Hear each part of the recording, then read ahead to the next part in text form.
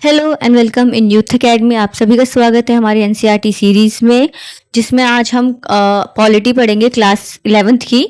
उसमें आज हमारा चैप्टर 1 रहेगा। हम वन चैप्टर को दो पार्टों में डिवाइडेड करेंगे। फर्स्ट पार्ट में हम उसका फर्स्ट चैप्टर का फर्स्ट हाफ पढ़ेंगे एंड द सेकेंड पार्ट में हम फर्स्ट चैप्टर का अदर हाफ पढ़ेंगे। तो if we talk about the what are the things we are going to read about in this chapter, तो पहले हम देख लेते हैं ये जो यूपीएससी एस्पिरेंट के लिए जो इंडियन पॉलिटी का ये एक बेस फाउंडेशन प्रोवाइड करता है, इसलिए इस बुक को पढ़ना बहुत इंपॉर्टेंट हो जाता है, as well as the theory book of this class 11th too. तो हम थ्योरी भी कवर करेंगे, साथ ही साथ हम इंडियन कॉन्स्टिट्यूशन एट वर्क भी करेंगे। अगर थ्योरी की बात करें, थ्योरी को हम कॉन्स्टिट्यूशन के बेस पे करेंगे। कॉन्स्टिट्यूशन के आर्टिकल के साथ फंडामेंटल जितने राइट्स हैं, अगर हम लिबर्टी पढ़ेंगे तो हम फंडामेंटल राइट्स के साथ कनेक्ट करेंगे, तो हमारी थ्योरी कॉन्स्टिट्यूशन के साथ साइमल्टेनियसली चलेगी। ठीक है। If you talk about this chapter, तो इसमें आपका एक basically how the parliamentary government work, इसमें हम पूरे बुक में यही पढ़ेंगे। तभी लिखा है constitution, Indian constitution at work, कि एट वर्क का मतलब यहाँ पर आ रहा है कि कैसे Indian constitution day to day में अपनी भूमिका निभा रहा है, कैसे जो हमारी गवर्नमेंट रन हो रही है, कैसे गवर्नमेंट की जो ये रूल्स एंड रेगुलेशंस है वो कैसे उनको लिमिट कर रहा है, पावर्स कैसे उनको लिमिट कर रहा है, और कैसे ये सिटीजन्स के नीड्स एंड एस्पिरेशन को टैकल कर रहा है। तो इसमें आज हम सब पढ़ेंगे, साथ ही साथ हम ये देखेंगे कि why we need a constitution. ठीक है। तो ये हमारा चैप्टर हो जाएगा first chapter, constitution why and how. तो ये हो गया हमारा ओवरव्यू का। देख लेते हैं। तो ये हमारा आज इंडियन कॉन्स्टिट्यूशन की बात करें, पॉलिटी के क्लास 11th की बात करें, तो ये आज हमारा क्लास नंबर 1 होगा क्लास 11th की पॉलिटी के रिस्पेक्ट में। तो हम वैसे भी हमारी ये पूरी सीरीज चलेगी एनसीईआरटी की, जिसमें हम सारी 6 to लेकर 12 तक की एनसीईआरटी कंप्लीट कराएंगे of each and every subject. So stay tuned for this classes. Okay, it is going to establish your all basics and provide a foundation or two. तो आप इसके रेफरेंस में अपनी स्टैंडर्ड बुक्स पढ़ सकते हैं। आप इसके साथ लक्ष्मीकांत को भी रीड कर सकते हैं साइमल्टेनियसली। ठीक है। वेट नहीं करना आपको, आप जैसे एक चैप्टर पढ़ेंगे, अगर वो लिंक्ड होगा उस चैप्टर से लक्ष्मीकांत से, तो आपको पढ़ते जाना है। ये हमारा चैप्टर 1 का, जो आप इस बुक में जितने भी चैप्टर पढ़ेंगे, आपको इंट्रोडक्शन पढ़ना नेसेसरी है। आप विदाउट इंट्रोडक्शन के इस चैप्टर को नहीं किसी भी चैप्टर को नहीं पढ़ सकते। If you talk about this respective book, तो इसमें आप बेसिकली देख सकते हैं, इसमें आप in this chapter working of Indian constitution की बात करेंगे हम, है ना। फिर read information about various aspect of working of our constitution की बात करेंगे। ठीक है। और उसमें साथ ही साथ हम various institution of the government की बात करेंगे, the country and their relationship with each other. Basically इसमें organs, the government three different organs है ना गवर्नमेंट के, उन सबको पढ़ेंगे, साथ ही साथ उनके रिलेशनशिप्स भी पढ़ेंगे। ठीक है। तो इसके साथ गवर्नमेंट, इसमें हम देखेंगे about the election, government, president, prime ministers, and साथ ही साथ उसके स्ट्रक्चर्स को ध्यान देते हुए पढ़ेंगे, उनके वेरियस प्रिंसिपल्स को देखेंगे। Bind what are the things which bind these institutions. देखिए, चेक एंड बैलेंसेस की बात हो रही है जो इनको बाइंड करती है। If we talking about the cabinet form of government, उसमें हम सिंक एंड स्विम की बात करते हैं। These all are the examples which link to the bind of the institutions of government. ठीक है। And their origin of the constitution of India. तो हम इसमें बेसिकली एक तरह से हिस्ट्री बेस्ड टॉपिक पढ़ेंगे ऑफ पॉलिटी। इसमें हम देखेंगे इंडियन कॉन्स्टिट्यूशन कैसे ओरिजिन हुआ उनका, ये भी पढ़ेंगे कि rules and AIIMS and objective resolutions लाए गए थे प्रायर टू दिस, उसी के बेस पे हमारा प्रेम्बल भी बना है। ठीक है। तो हम ये सब देखेंगे। After studying the chapter you will be learn. अब इस चैप्टर को पढ़ने के बाद हमें क्या क्या इस चैप्टर से पता चलेगा। ठीक है।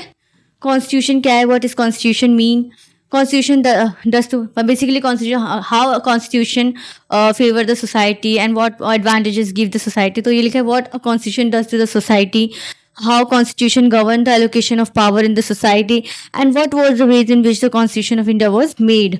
तो basically historical background है, और जिसको historical underpinnings के नाम से भी जानते हैं आप, लक्ष्मीकांत के चैप्टर में पढ़ेंगे। तो यूजफुल की बात कर लें तो आपको डायरेक्ट पता है कि पॉलिटी हमारा GS2 में आता है, मेंस में, और ये प्रीलिम्स का भी बहुत अच्छा खासा पार्ट को लेके जाता है, कवर करता है। ठीक है। इसमें देखिए हमारा गवर्नेंस, कॉन्स्टिट्यूशन, इसमें कॉन्स्टिट्यूशन एक अलग ही आपको सिलेबस का पॉइंट दे दिया है। पॉलिटी है, सोशल जस्टिस, इंटरनेशनल रिलेशंस है। तो अगर हम बात करें constitution, polity and international relations की, तो बेसिकली इसमें हम क्लास 12th में इंटरनेशनल रिलेशन पे आएंगे। वो भी इंटरनेशनल रिलेशन है ना, इंडियन फॉरेन पॉलिसी पढ़ेंगे कि कैसे इंडियन फॉरेन पॉलिसी का क्या गठन हुआ, उसको किस हिसाब से बनाया गया, इंडियन फॉरेन पॉलिसी में इंडिया के क्या क्या ऑब्जेक्टिव्स रहे, कैसे पंचुअल एग्रीमेंट इंडिया के बेसिकली आइडियोलॉजी को फॉलो करता है, ये सब देखेंगे। नाम, पंचशील, उसमें सारे IMF, यूनाइटेड नेशन, सब हम क्लास 12th में देखेंगे। अभी हम बेसिकली कॉन्स्टिट्यूशन एंड पॉलिसी से इन दोनों से लिंक कर रहे हैं, और साथ ही साथ इसमें हमारा क्लास 11th रहेगा, ठीक है। और इसमें हमारे 2 बुक्स हैं, उन सबको हमें कवर करना है, ठीक है। तो इसमें ये क्या होगा, चैप्टर बहुत बड़ा होगा, तो इसलिए हमने इसको ज़्यादा वीडियो लंबी ना हो जाए, इसको 2 पार्ट्स में डिवाइडेड किया है। देखिए, इंडियन कॉन्स्टिट्यूशन हिस्टोरिकल अंडरपिनिंग, मैंने आपको पहले ही बता दिया, हमारा लक्ष्मीकांत में भी पहला चैप्टर हिस्टोरिकल अंडरपिनिंग, आपको उसको अच्छे से पढ़ना है, वो बहुत बहुत डिटेल्ड है, तो आप चाहे तो उसके नोट्स भी बना सकते हैं। अगर आपको लग रहा है इसमें कुछ कमी है तो आप स्पेक्ट्रम में भी पढ़ सकते हैं, क्योंकि स्पेक्ट्रम में भी हिस्टोरिकल अंडरपिनिंग दिया हुआ है, लास्ट में आप देखेंगे तो वहाँ से ही पढ़ सकते हैं। तो ये हमारा इस पार्ट को कवर कर रहा है, जिसमें फीचर्स भी हम देखेंगे। Why do we need a constitution, तो हमारा अगर हम बात करें NCERT की पॉलिटी की, जो कि हमारा पहला ही चैप्टर स्टार्ट होता है, तो उसमें हमारा पहला ही बहुत बड़े बड़े बोल्ड हेडिंग में मेंशन है, why do we need a constitution, ठीक है। तो इसमें देखिए, व्हाट अ कॉन्स्टिट्यूशन, इसमें बेसिकली बहुत सारे क्वेश्चंस इम्पोज किए गए हैं, जिसको हमें देखते हुए चलना है।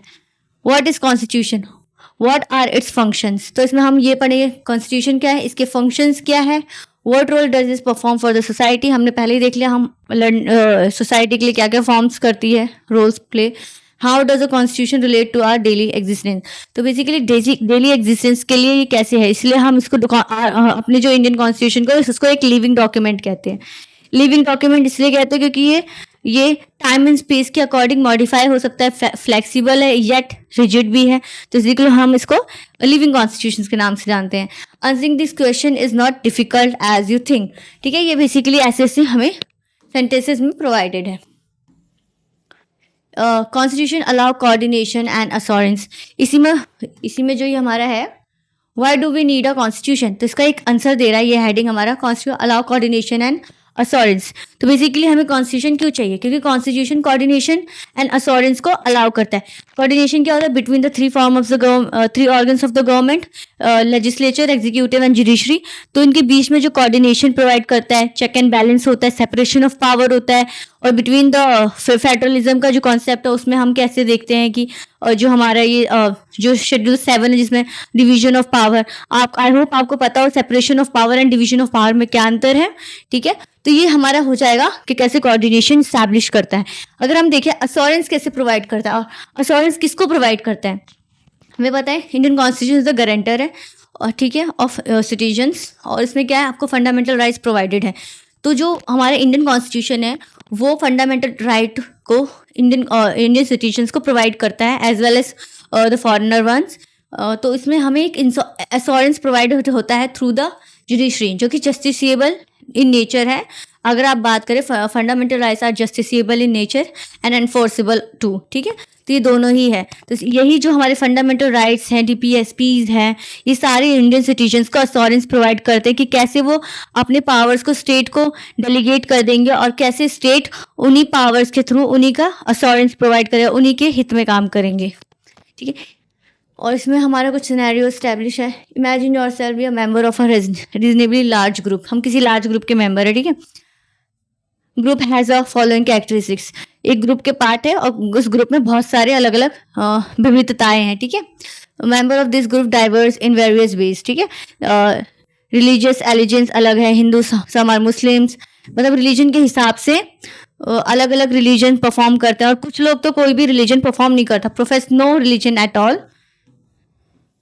They are also varied in many different respect, different professions। देखिए प्रोफेशंस पे भी यहाँ पर डाइवर्सिटी देखी जा सकती है। डाइवर्सिटी यहाँ पे बेसिकली एक ग्रुप की बात करिए जिसमें आपको डिफरेंट डाइवर्सिटी देखी जा सकती है। सी देखिए, डाइवर्सिटी का जो हमारा वर्ड आया है, ये हमारे क्लास 6 से आया है, जिसमें हम पढ़ते हैं यूनिटी इन डाइवर्सिटी, जिसमें मैंने आपको इक्वालिटी एंड इक्विटी बताई थी। उसी मैंने आपको डाइवर्सिटी एंड डिस्क्रिमिनेशन बताया था, इनइक्वालिटी, स्टीरियोटाइप्स पढ़ाए थे, जो प्रेजुडाइसेस पढ़ाए थे, ये सारे हमारे वर्ड्स इसी से हैं। तो ये डाइवर्सिटी है। डाइवर्सिटी किस हिसाब से, हमने पहले पढ़ा रिलीजियस डाइवर्सिटी है, फिर प्रोफेशनल डाइवर्सिटी भी है हमारा, जो प्रोफेशंस कैरी ऑन करते हैं, ये अब डिफरेंट एबिलिटीज़ हैं, ये स्किल डाइवर्सिटी देखने को मिलती है। हॉबीज़ डिफरेंट टेस्ट होते हैं सब, फिल्म बुक्स की अलग अलग होती हैं, पर्सनल बेस्ड डाइवर्सिटी है, some are rich and some are poor, some are old some are young. तो ये हमारी ये जो ग्रुप्स हैं जिसमें हमें इतनी विविधता देखने को मिलती है, इसमें हम एकता कैसे ला सकते हैं। जो unity in diversity and diversity in unity का कॉन्सेप्ट है, जिसमें हमें इतनी विविधता देखने को मिलती है अपने इंडियन सोसाइटी में, उसमें हम एकता कैसे ला सकते हैं, कैसे कोऑर्डिनेशन एंड अश्योरेंस प्रोवाइड कर सकते हैं बिटवीन द सिटीजन, जिसको हम फ्रेटर्निटी एंड ब्रदरहुड के नाम से जानते हैं इन प्रेम्बल में मेंशन है, ठीक है, ब्रदर फ्रेटर्निटी वर्ड से। इतनी विविधता है, विविधता में कॉन्फ्लिक्ट होना होता है, क्योंकि क्या होता है यहाँ पर कॉन्फ्लिक्ट ऑफ इंटरेस्ट हो जाता है बिटवीन द रिलीजियस ग्रुप, और we can say the professional basis, on the hobby basis, on the interest basis. Okay, तो यहाँ पर सेल्फ प्रिजर्वेशन की बात होती है कि कैसे डाइवर्सिटी में हम अपने एक पर्टिकुलर कम्युनिटी दूसरी कम्युनिटी के हिसाब से कैसे अपने आप को सेल्फ प्रिजर्व कर सकता है। यहाँ पर आप डोमिनेंट एंड लोअर्स कम्युनिटीज़ की भी बात करेंगे, ठीक है। तो इस सब में हमें यही देखने को मिलता है, ठीक है। सो यहाँ पर डिस्प्यूट्स हो सकते हैं, वेरियस एस्पेक्ट्स लाइफ के हो सकते हैं, और कैसे कौन how much property should one be allowed to own, ये डिस्प्यूट्स के पॉइंट्स हो सकते हैं। Compulsory every child sent to school और should the parents be allowed to decide, ये भी हमारा एक डिस्प्यूट अराइज करता है। How much should this spend on this safety and security, और should it build more parks instant. तो ये जो सारे क्वेश्चंस है जो कि एक पॉइंट बन जाता है डिस्प्यूट को, interest of conflict of interest जो लाता है, तो उसको कैसे हम रिजॉल्व कर सकते हैं, कैसे हम इस डाइवर्सिटी में यूनिटी प्रोवाइड कर सकते हैं in the form of religion, race, caste, sex, place of work, जो कि हमारे फंडामेंटल राइट्स में मेंशन्ड है, ठीक है। तो इसी के हिसाब से हमें, और ये डिफरेंट टाइप्स के बेसिकली एक पॉइंट्स निकल रहे हैं जो कि कॉन्फ्लिक्ट अराइज कर सकते हैं, डिस्प्यूट्स अराइज कर सकते हैं, और कैसे अपना इंडियन कॉन्स्टिट्यूशन जो कि कोऑर्डिनेशन एंड एश्योरेंस प्रोवाइड करेगा between this disputes. Should the group be allowed to discriminate against some of its members. तो यहाँ पर जो डिस्क्रिमिनेशन बिटवीन द कम्युनिटीज और ग्रुप्स ऑफ रिलीजियस वो माइनॉरिटीज़ हुआ है, जैसे हमारे इंडियन कॉन्स्टिट्यूशन में माइनॉरिटी किसे कहा गया, जो लिंग्विस्टिक एंड रिलीजियस माइनॉरिटीज़ है उन्हें उनको माइनॉरिटीज़ का दर्जा दिया गया है। तो क्या यहाँ पर आप डिस्क्रिमिनेशन कर सकते हैं on the basis of religion, basically members की बात हो रही है। डाइवर्सिटी में भी उनको एक यूनिटी की तरह रहना चाहिए, फ्रेटर्निटी की तरह रहना चाहिए, और ये जो रहना चाहिए ये कौन प्रोवाइड करता है, ये हमारे इंडियन कॉन्स्टिट्यूशन प्रोवाइड करता है। देखिए ऑनवर्ड आउट की बात हो रही है, एक डिफरेंट ग्रुप है, एक पर्टिकुलर पीपल है, उसको कैसे डिस्क्रिमिनेट किया जा रहा है, और यहाँ पर ये डिस्क्रिमिनेशन हमारे बर्थ पे भी बेस्ड होता है। अगर उसको वर्ना सिस्टम से कनेक्ट करे, कास्ट सिस्टम से कनेक्ट करे, जो कि इंडियन सोसाइटी में प्रिवलेंट है still today. They are depend upon each other in various way, जो ग्रुप में बिटवीन द मेंबर्स होते हैं वो they are depending upon each other. They what enable the group to live together peacefully, क्या उनको ऐसा चीज़ है जो कि उनको बाधित करता है कि वो शांतिपूर्वक रहें। यहाँ पर देखिए पीसफुली है, और हम अगर आर्टिकल 19 में पढ़ेंगे वहाँ पर हमारा पीसबली है, पीसबली, ठीक है। तो हम वहाँ पर देखेंगे ये दोनों का अंतर क्या होता है। One may say that member of this groups can live together with they agree upon some basic rules. अब यहाँ पर सेल्फ प्रिजर्वेशन की भी बात हो रही है, यहाँ पर कैसे कॉन्ट्रैक्ट, सोशल कॉन्ट्रैक्ट थ्योरी की बात हो रही है। आई होप आपने सोशल कॉन्ट्रैक्ट थ्योरी पढ़ी होगी PSIR वालों के लिए। तो उसमें यही बात हो रही है कि मेंबर्स को, जो ग्रुप के मेंबर्स हैं उनको कुछ बेसिक रूल के लिए एग्री होना पड़ता है। अगर उस बेसिक रूल के लिए एग्री नहीं होंगे, उनके बीच में cooperation, coordination and assurance establish नहीं होगा, और फिर वो इस यूनिटी में पीसफुली, इस डाइवर्सिटी में पीसफुली यूनाइटेड नहीं रह पाएंगे। तो इसीलिए ये बात कर रहे हैं कि सब यहाँ पर सब कंसेशन होना चाहिए, ठीक है, मेजॉरिटी बेस पे, जहाँ पर वो कुछ बेसिक रूल्स को एग्री करें। Why will group need certain basic rules, basically उनको क्यों चाहिए, हर एक क्वेश्चन का आपको आंसर मिलेगा, उसी के साथ पता चलेगा why do we need a constitution. Think of what would happen in the absence of some basic rule. अगर सोसाइटी में कोई रूल नहीं हो, सब अपने हिसाब से जीने लग जाएंगे, विजन नहीं होगा, वॉर की सिचुएशन आ जाएगी, डिस्प्यूट्स होंगे, कॉन्फ्लिक्ट होगा, यहाँ पर एक ग्रुप दूसरे ग्रुप को मारने की कोशिश करेगा, यहाँ पर वैसे डोमिनेंट की सिचुएशन हो जाएगी। तो इसी को हटाने के लिए सम बेसिक रूल्स को एग्री करना पड़ता है, एक एग्रीमेंट पे आना पड़ता है, जिसको सोशल कॉन्ट्रैक्ट थ्योरी थी, उसी के हिसाब से हमारा ये देखने को मिल रहा है कि कैसे सिटीजन्स सम बेसिक रूल्स को एग्री करते हैं। और यहाँ पर बेसिकली इनसिक्योरिटीज़ की बात हो रही है कि अगर एक दूसरे को पता ही नहीं होगा कि दूसरा मेंबर उनके साथ क्या हानियाँ ला सकता है, तो वो उस फियर में रहेंगे कि अब क्या हो सकता है। तो इसी को हटाने के लिए हमें सम बेसिक रूल्स की ज़रूरत होती है। need some basic rule. Any group will need some basic rules that are publicly promulgated and known to all members of that group to achieve a minimum degree of coordination. यहाँ पर आपको minimum degree of coordination की बात हो रही है. यहाँ पर कोई आपसे नहीं बोला जा रहा है कि आप मैक्सिमम डिग्री ऑफ कोऑर्डिनेशन रखें. यहाँ पर कोई एक्सपेक्टेशंस नहीं है मैक्सिमम वर्ड का. यहाँ पर minimal degree of coordination, at least इतना कोऑर्डिनेशन हो कि वो कॉन्फ्लिक्ट की सिचुएशन ना आ पाए और एक सेंस ऑफ बिलोंगिंगनेस स्टैब्लिश हो पाए. But these rules must not only to be known, they must be enforceable. जैसे कि हमने बात की हमारा fundamental right enforceable yet justiciable है, तो सेम ये कुछ बेसिक रूल्स के आ जाने से ही नहीं होता, इनको एनफोर्सेबल भी होना पड़ेगा. एनफोर्सेबल मतलब हमें कोर्ट ऑफ लॉ में हम जा सकते हैं अगर उसका वायलेशन कटेल होगा, वायलेट होगा. ठीक है, तो citizens have no assurance that others will follow these rules.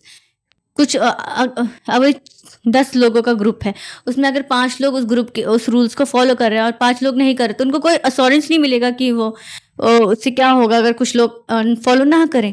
This will themselves no reason to follow this rule. तो जो 5 लोग ना उस रूल को ना फॉलो करेंगे तो 5 लोगों को लगेगा इससे तो कुछ हो ही नहीं रहा, तो हम क्यों फॉलो करें उस रूल को. तो ऐसे कैसे डिस्प्यूट का सिचुएशन अराइज हो रहा है. Saying that rules are legally enforceable. जो हमारे ये बेसिक रूल्स की बात हो रही है, तो यहाँ पे बोल रहा है rules are legally enforceable, given an assurance to everybody that other will follow this for it. If they do not do so they will be punished. अब यहाँ पर पनिशमेंट की बात हो गई, कोऑर्डिनेशन स्टैब्लिश करने के लिए पनिशमेंट आ गई यहाँ पर. ठीक है, फर्स्ट फंक्शन. अब इसी को पूरी ये सारी जानकारी ली हमने, इसी जानकारी के हिसाब से हमें पता चलता है हमारा फर्स्ट फंक्शन क्या है कॉन्स्टिट्यूशन का. ये बहुत इंपॉर्टेंट होता है, ये स्लाइड आपकी इंपॉर्टेंट है, आप चाहे तो इसको नोट कर सकते हैं क्योंकि डायरेक्ट में से क्वेश्चन में आ सकता है. Why do we need a constitution, not that much direct, but इससे पूछ सकते हैं on what scale do you agree with that the constitution provide a coordination and assurance to the citizen. Comment ऐसे करके आ सकते हैं. फिर आपको ऐसे लिखना होगा कि first function of the constitution is to provide a set of basic rules. हमने बात की कुछ बेसिक रूल्स होने चाहिए जिसमें मिनिमल डिग्री ऑफ कोऑर्डिनेशन हो among the members of the society. ठीक है, और अगर ये फॉलो ना हो तो वो पनिशेबल भी हो. जो लीगली बाइंडिंग होते हो, जो लीगली बाइंडिंग रूल्स होते हैं, rules are legally binding and enforceable. जो लीगली बाइंडिंग होते हैं वही एनफोर्सेबल होते हैं. अगर एनफोर्सेबल ना होगे तो फिर उसको कोई सहमति नहीं देगा बेसिकली. ठीक है, first function of the constitution is to provide a set of basic rules that allow for a minimal coordination amongst the member of the society. हमने 2 वर्ड ऑलरेडी एम्फसाइज कर रखा है, basic rule and minimal coordination. ठीक है, minimal word इसलिए यहाँ पर आ रहा है क्योंकि आपसे एक्सपेक्टेशंस नहीं रखी जा रही कि आप मैक्सिमम डिग्री ऑफ आउटपुट देंगे उस कोऑर्डिनेशन का. तो यहाँ पर आप कम से कम आउटपुट दें कि इतना आउटपुट दें कि आप पीसफुली उस सोसाइटी में डाइवर्सिटी विद यूनिटी के साथ रह सकें. तो यहाँ पर हमारा first function of the Indian constitution हो गया. ये पूरी जो हमने कहानी पढ़ी, ये कहानी का मकसद ही यही था कि हमें पता चले why do we need a constitution, how constitution allows coordination and assurance between the citizen और द गवर्नमेंट. ओके, तो यहाँ पर हमारे बेसिक रूल से ही उन पे एक लिमिटेशन आ जाती है, उनके एक लिमिटेशन हो जाती है कि आपको किस तरह से फंक्शन करना है इन सोसाइटी में और कैसे आपको दूसरे के राइट्स को कटेल नहीं करना है. दूसरे की rights are also important. If you are using your freedom you need to allow other to use their freedom too. Specification of decision making powers. तो बेसिकली कॉन्स्टिट्यूशन हमें क्या बताता है. अब हम हर एक स्टोरी के साथ स्टोरी पढ़ेंगे, फिर उस स्टोरी के एंड में हमें पता चलेगा कॉन्स्टिट्यूशन क्या हमारे लिए करता है. Why do we need a constitution, how a constitution important, how it is important for our daily life. Okay, तो ये सब हमारे जो क्वेश्चन हमने ओवरव्यू में देखे थे, ये सब यहाँ पर आपको टेकल हो गए through the story. First story हमने देखा कि कुछ ग्रुप के लोग हैं. Imagine you are a member of a group, बहुत डाइवर्सिटी है बिटवीन द ग्रुप. उस डाइवर्सिटी में आप कैसे डिस्प्यूट्स को, कॉन्फ्लिक्ट ऑफ इंटरेस्ट को और डिस्प्यूट्स को कैसे प्रिवेंट कर सकते हैं. तो इसके लिए हर मेंबर को एक बेसिक रूल्स पे आना पड़ेगा, क्योंकि आप अगर एक बिल्डिंग में भी रहते हैं तो बिल्डिंग में different religious, professionally, linguistic, race basis पे बहुत सारे आपको डाइवर्सिटी देखने को मिलेगी. अब उसमें आप एकता कैसे ला सकते हैं. जब एक कोई लीडर आए, एक कोई ऐसा रूल सेट हो जाए कि उसको सबको फंक्शन करना हो, और उस रूल को जो फॉलो नहीं करेगा उसे पनिशमेंट होनी चाहिए on the basis of fine. Okay, तो यहाँ पर जो एनफोर्सेबल की बात हो रही है, minimal coordination, basic rule and minimal coordination with enforceability is the function of the constitution. First function of the constitution to provide a fraternity unity with diversity, आप इससे इस्टेब्लिश कर सकते हैं। तो specification of the decision making, तो हम इसमें basically फिर से स्टोरी पढ़ेंगे, फिर देखेंगे कि सेकंड फंक्शन क्या है इंडियन कॉन्स्टिट्यूशन का। ठीक है, a constitution is a body of fundamental principles according to which a set state constitute or governed. Basic constitution is a body of the fundamental principle. Fundamental, basically fundamental का मतलब क्या होता है, हम fundamental, हम कॉन्स्टिट्यूशन के fundamental rights के साथ भी पढ़ते हैं, फंडामेंटल ड्यूटीज के भी साथ पढ़ते हैं। ये फंडामेंटल वर्ड है, ये बेसिकली मतलब क्या है, अगर इंग्लिश डिक्शनरी के हिसाब से फंडामेंटल की बात करें तो ये बेसिक फंडामेंटल मतलब जो बेस प्रोवाइड करता है। अब अगर आपकी बिल्डिंग की नींव मजबूत हो, तभी तो आपका बिल्डिंग ऊंचा रह सकता है, लंबे समय तक टिकाऊ रह सकता है, बरसात आए तूफान आए वो सब समय में रह सकता है। तो ये बरसात और तूफान क्या है, ये कॉन्फ्लिक्ट का एक सिंबल है, ठीक है, जिसको सिमिलर की तरफ यूज किया गया है। तो ये बेस है, fundamental is a base. Fundamental का आप सिनोनिम देखें तो बेस होता है, एक स्ट्रॉन्ग बेस जिसपे पूरा आधार, एक आधार जिसपे आपकी पूरी इंस्टीट्यूशन बेस्ड हो। तो fundamental rights is a basic right which is necessary for the human existence. यहाँ पर ह्यूमन एग्जिस्टेंस की बात हुई है, जिससे आपको पता चल रहा है कि fundamental rights are so important that if one citizen can't get it, they will not able to be in the existence way. Okay, existence way में हो नहीं रह पाएंगे। अगर उनको एक भी फंडामेंटल राइट ना मिले तो उनका ह्यूमन एग्जिस्टेंस पे क्वेश्चन इम्पोज हो सकता है और उनका ह्यूमन एग्जिस्टेंस और सर्वाइवल पे थ्रेट हो सकता है। तो इसलिए आप देखेंगे हमारी ट्रिनिटी में कैसे आर्टिकल 14, आर्टिकल 21 और आर्टिकल 19 को रखा जाता है। ये हमारे ट्रिनिटी आर्टिकल्स होते हैं।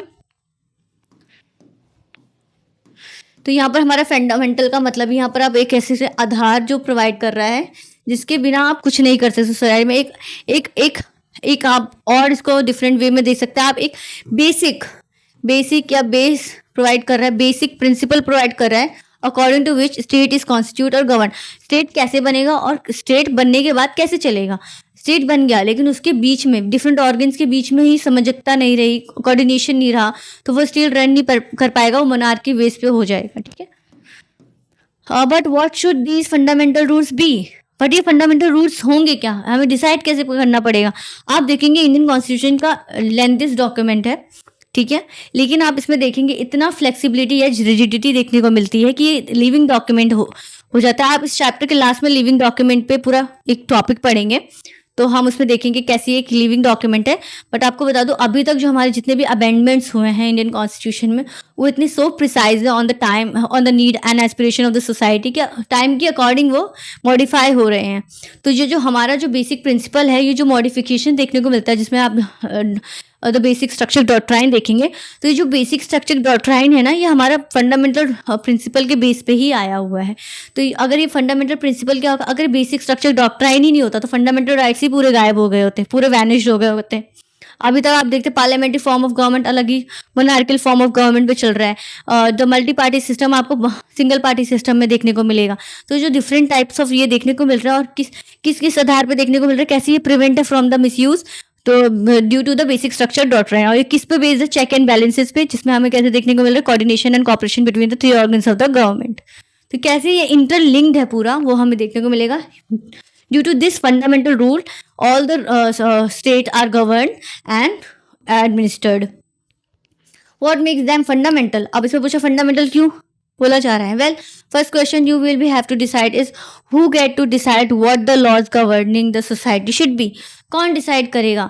अब आप देखेंगे रूसो और लॉक की थ्योरी में, मिल रूसो लॉक, जो कि बेसिकली एक ही बात करते हैं कि सोशल कॉन्ट्रैक्ट थ्योरी में आप कुछ सिटीजन्स अपनी राइट को एक लीडर को दे देंगे सोशल कॉन्ट्रैक्ट थ्योरी में, और वो लीडर गवर्न करेगा उन सिटीजन को on the basis of some basic rights. और फिर वो अगर वो उन बेसिक राइट्स को नहीं फॉलो करेंगे तो उनको पनिशमेंट मिलेगा। तो ये जो इनकी थ्योरी थी ना, बेसिकली ये ओरिजिन बताती है कि कैसे स्टेट आया सोसाइटी। जो पहले आप सिटी स्टेट देखेंगे कि थ्योरी थी, तो उसी के हिसाब से ग्रीक सिटी स्टेट की बात हो रही है, प्लेटो एंड एरिस्टोटल के टाइम की। तो उसी से इमर्ज हुई है पूरी पॉलिटिकल सिस्टम। ठीक है, तो इस पॉलिटिकल सिस्टम में क्या क्या चेंजेस आए, क्या क्या डेवलपमेंट्स हुए, ये सब हमें जो मॉडर्न कॉन्स्टिट्यूशन है उनके थ्रू देखने को मिलता है। तो ये कौन डिसाइड करेगा कि society, who gets to decide what laws governing the society. Basically हम बात करें मिनिमम रूल्स। पहले तो हमारा 2 क्वेश्चन आता है, क्या मिनिमम रूल होगा कि जिससे कोऑर्डिनेशन एंड कॉपरेशन एस्टैब्लिश हो सके, और ये मिनिमम रूल बनाएगा कौन। हम तो मान लेंगे कि हम एग्री कर देंगे, हमने कॉन्ट्रैक्ट कर दिया, सोशल कॉन्ट्रैक्ट थ्योरी के हिसाब से भी हमने, सिटीजन ने कॉन्ट्रैक्ट बना लिया, लेकिन इस कॉन्ट्रैक्ट को बनाएगा कौन, और उसमें कौन कौन से मिनिमम रूल्स होंगे, वो रूल्स क्या होंगे और उसको बनाएगा कौन। तो ये 2 क्वेश्चन इम्पोज हो रहे हैं यहाँ पर।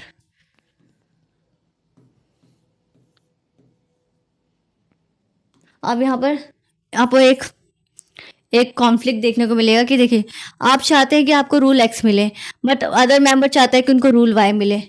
दूसरा चाह रहा है कि मुझे ये रूल नहीं चाहिए, मुझे ये रूल चाहिए। एक्स एंड वाई के बीच में कॉन्फ्लिक्ट आ रहा है। तो अब क्या होगा, how do we decide whose preference should be govern us. तो ये एक्स और वाई में से कौन सा रूल हमें बेसिकली गवर्न करेगा, ऐसे हम कैसे डिसाइड करेंगे।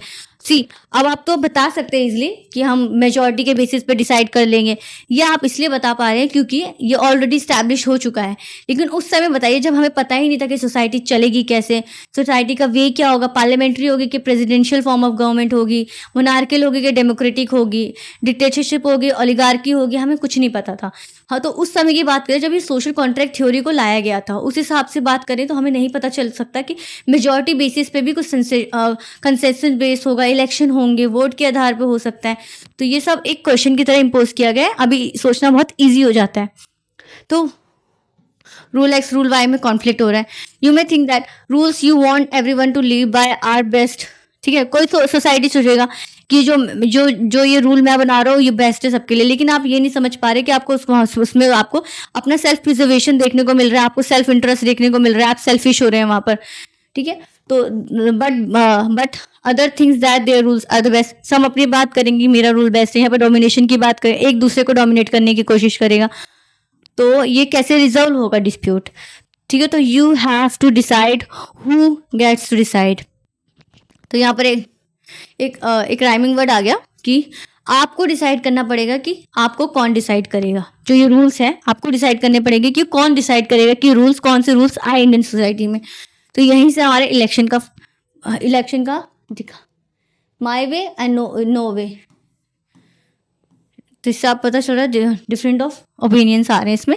Constitution has to provide answer to this question. तो यहाँ पर जो हमारा क्वेश्चन आया था, you have to decide who gets to decide. तो ये जो क्वेश्चन है ये बेसिकली हमारे कॉन्स्टिट्यूशन इसका आंसर देता है कि कौन डिसाइड करेगा कि कौन से बेसिक रूल्स होने चाहिए और उसको कौन डिसाइड करेगा। Specific the basic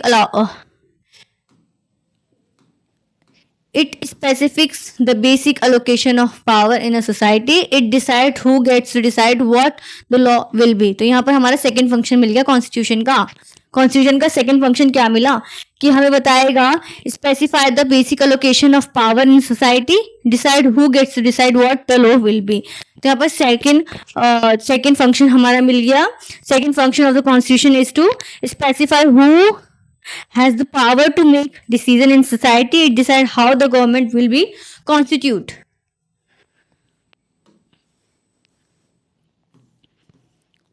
In principle, this question who gets to decide can be answered in many ways. अब हम कौन डिसाइड करेगा बेसिकली, और ये डिसीजन पे आएंगे कैसे सिटीजन्स में। फॉर एग्जाम्पल आप ग्रुप के मेंबर है, उस ग्रुप में एक्स नंबर ऑफ सिटीजन्स है, एक्स नंबर ऑफ सिटीजन्स हम बता भी नहीं सकते कितने हैं। अभी तक आपके 4.3 बिलियन पॉपुलेशन इंडियन की ऑलमोस्ट चाइना को सरपास कर चुकी है। उसकी सब बिलियन पॉपुलेशन के हिसाब से आप बताएं कि कैसे पता चलेगा कि कौन डिसाइड करेगा। तो बेसिकली आजकल तो हम इलेक्शन के through, representative form of government के थ्रू डिसाइड करते कि कौन डिसाइड करेगा, लेकिन उस समय बताइए जब पता ही नहीं था कि कौन डिसाइड करेगा। और बेसिकली हमारा तो इंडियन कॉन्स्टिट्यूशन में डेमोक्रेसी फॉर्म ऑफ गवर्नमेंट चल रहा है। और कौन कौन से स्टेट्स हैं, स्टेट्स मीन और कौन सी कंट्रीज है जहाँ पर basic different type of form of governments देखने को मिल रही है। ठीक है, who gets to decide can be answer in many ways. In monarchial constitution monarch decides. अब डिफरेंट टाइप्स ऑफ कॉन्स्टिट्यूशंस की यहाँ बात करें, एक मोनार्कियल कॉन्स्टिट्यूशन होता है बेसिकली जिसमें किंग होता है जो हेरिडिटरी होता है। जैसे अभी आप बात करें यूके में किंग है, हेरिडिटरी भी है, लेकिन पार्लियामेंट्री फॉर्म ऑफ गवर्नमेंट भी है, ठीक है। तो यहाँ पर देखिए मोनार्कियल कॉन्स्टिट्यूशन में क्या होगा, मोनार्क डिसाइड करेगा, मोनार्क मतलब किंग डिसाइड करेगा। फ्रेंच रेवोल्यूशन क्यों हुआ था, क्योंकि किंग डिसाइड करता था सब चीज़, तो उससे क्या हुआ सिटीजन्स के बीच में ये जो किंग डिसाइड कर रहा था वो सिटीजन के लिए बेस्ट नहीं था, तभी तो मास मूवमेंट हुई थी, रेवोल्यूशन हुआ था, तभी तो इक्वालिटी लिबर्टी एंड फ्रेटर्निटी का कॉन्सेप्ट आया था जिसमें सारे सिटीजन ने एग्री किया था बाद में। तो मोनार्कियल फॉर्म ऑफ गवर्नमेंट से पता चल सकता है, एक तो मोनार्कियल फॉर्म ऑफ गवर्नमेंट से पता चल सकता है या मोनार्कियल कॉन्स्टिट्यूशन से पता चल सकता है जिसमें किंग कॉन्स्टिट्यूशन बनाता है अकेले, कि कौन डिसाइड करेगा ये question. In some constitution like the old Soviet Union, one single party was given the power to decide. मैंने आपको अभी बात की India is a multi party system. Multi party system का मतलब क्या होता है कि देखिए इलेक्शन के समय जब इंडिया में इलेक्शन होती है, जनरल इलेक्शन की बात कर रही हूँ मैं, आप एमएलए स्टेट लेजिस्लेटिव असेंबलीज की ना बात करें, जनरल इलेक्शन की बात है, एमपीज का इलेक्शन है बेसिकली, और लेमैन भाषा में बोलूँ तो इलेक्शन में आप देखते हैं बीजेपी पार्टी देखने को मिलती है हमें, आम आदमी पार्टी देखने को मिलती है, कांग्रेस देखने को मिलता है हमें, ठीक है। और भी कौन कौन से इंपॉर्टेंट पार्टीज हो जाएंगी, अगर आप बीएसपी देखने को मिलती है, यूनाइटेड फ्रंट्स की बात हो रही है, ठीक है। तो ये जनता दल ये सब की देखने को मिलती है। तो ये जो डिफरेंट पार्टीज हैं इसी को हम multi party form of the multi party, यहाँ पर लिखा है सिंगल पार्टी। तो ये तो पहली बात पार्टी है, आपको पता है पॉलिटिकल पार्टी हैं सारे, तो ये इतने सारे पॉलिटिकल, दो से ज़्यादा को क्या बोलते हैं मल्टी, तो मल्टी हो गया, और इतने सारे पार्टीज है तो पॉलिटिकल पार्टीज है तो मल्टी पार्टी, और एक पूरा सिस्टम है ना कि इलेक्शन कैसे होगा, तो इस सिस्टम आगे ना हमारा मल्टी पार्टी सिस्टम, इंडिया में मल्टी पार्टी सिस्टम है। अब बात करें सोवियत यूनियन में सिंगल पार्टी सिस्टम है, तो इसमें क्या पता चल रहा है, कोई एक सिंगल पार्टी वहाँ पर रूल करता था। जैसे अभी यूएस में देखते हैं labour party and conservative party की बात होती है, ठीक है। तो इसमें टू पार्टी सिस्टम देखने को मिलता है, उसके बाद हमें कोई पार्टी नजर ही नहीं आती इंटरनेशनल लेवल पे। सेम सोवियत यूनियन जो पहला सोवियत यूनियन था उसमें सिंगल पार्टी सिस्टम था, और वो सिंगल पार्टी सिस्टम डिसाइड करता था कि कौन डिसाइड करेगा। अब सी यहाँ पर माना कि यहाँ पर एक डेमोक्रेसी स्टैब्लिश हो रही है क्योंकि इलेक्शन हो रहे single party form of the government में, बट सिटीजन्स को चॉइसेस नहीं मिल रहे। सिटीजन को जब चॉइस ही नहीं मिल रहा कि वो इलेक्शन में किसको वोट दे, तो सिंपली वो वन पार्टी सिस्टम ही जीत जाएगा। चाइना में बात कर लीजिए आप, चाइना में भी यही हाल चल रहा है। चाइना अपने आप को डेमोक्रेसी बोलता है, बट बाद में वहीं पे भी आपको सिंगल पार्टी सिस्टम ही देखने को मिलता है। तो यहीं पे अब इंडिया में मल्टी पार्टी सिस्टम है, हर 5 साल में गवर्नमेंट चेंज हो जाती है, हर पार्टी अपनी अकॉर्डिंग पार्टी जो मेजोरिटी पार्टी जीतती है वो गवर्नमेंट बना जाती है। अभी बीजेपी की गवर्नमेंट चल रही है, ठीक है। तो इस हिसाब से देखें तो इंडिया में चॉइसेस प्रोवाइड किए जाते हैं टू द सिटीजन्स, ठीक है। लेकिन वन पार्टी सिस्टम और टू पार्टी सिस्टम में अगर आप माने कि कंजर्वेटिव एंड लेबर पार्टी में आपको दोनों में से किसी का मैनिफेस्टो अच्छा नहीं लग रहा, किसी को पॉलिटिकल मैनिफेस्टो अच्छा नहीं लग रहा, किसी के डिसीजन नहीं अच्छे लग रहे, तो क्या आप क्या करेंगे, आपको वर्स्ट के बीच में एक वर्स्ट है, एक वेरी वर्स्ट सिचुएशन है, तो आपको वर्स्ट चूज करना पड़ेगा। बट मल्टी पार्टी सिस्टम में क्या होता है, वर्स्ट होता है, गुड होता है, एक्सीलेंट होता है, ऐसे करके आपको द वैरायटी ऑफ चॉइसेस मिल जाते हैं, वैरायटी ऑफ ऑप्शंस देखने को मिल जाते हैं। तो बेसिकली यही बात हो रही है कि कौन डिसाइड करेगा, ये आंसर कौन करेगा। मोनार्कियल कॉन्स्टिट्यूशन में जो ओल्ड सोवियत यूनियन था उसमें सिंगल पार्टी सिस्टम थी, और जो पार्टी विन कर जाती थी वो पावर बनाती थी। तो यही पता चल जाएगा कि जो पार्टी जीतेगी वही पावर बनाएगी। तो हमने बात की थी बेसिक रूल्स, कौन से बेसिक रूल्स, जो पावर के फॉर्म में, जो पावर बिल एंड लॉज के फॉर्म में आएंगे वही बेसिक रूल्स बनाएंगे। और ये कौन डिसाइड करेगा, तो ये सिटीजन डिसाइड कर रही है इलेक्शन के थ्रू। अब ये अलग बात है कि वो किस फॉर्म में डिसाइड करिए, इलेक्शन में आप बात करें, पब्लिसाइड में, कंसेशन में, ये सब अलग बात है। But in democratic constitution broadly speaking the people gets to decide. अब हमें नहीं पता सोवियत यूनियन में कैसे डिसाइड होता था, सिंगल पार्टी सिस्टम थी, वो उनको लगता था इलेक्शन लेने की जरूरत नहीं, हम ही जीतेंगे, तो ऐसे कुछ चल रहा था सीन। तो डेमोक्रेटिक सिस्टम में क्या होता है, broadly speaking people gets to decide. अब पीपल, हमने एक क्वेश्चन का आंसर दे दिया, कौन डिसाइड करेगा कि कौन लॉज बनाएगा, तो पीपल डिसाइड करेगा कि कौन लॉज बनाएगा।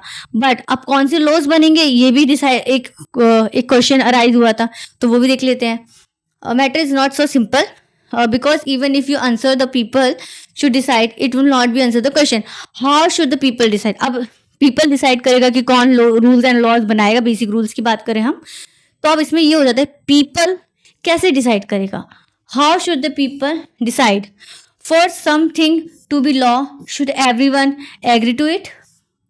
इसमें दो क्वेश्चन आए, पीपल कैसे डिसाइड करेगा, और अगर कोई रूल्स बन रहे हैं, कोई लॉज बन रहे हैं, तो क्या something to be law should everyone agree to it.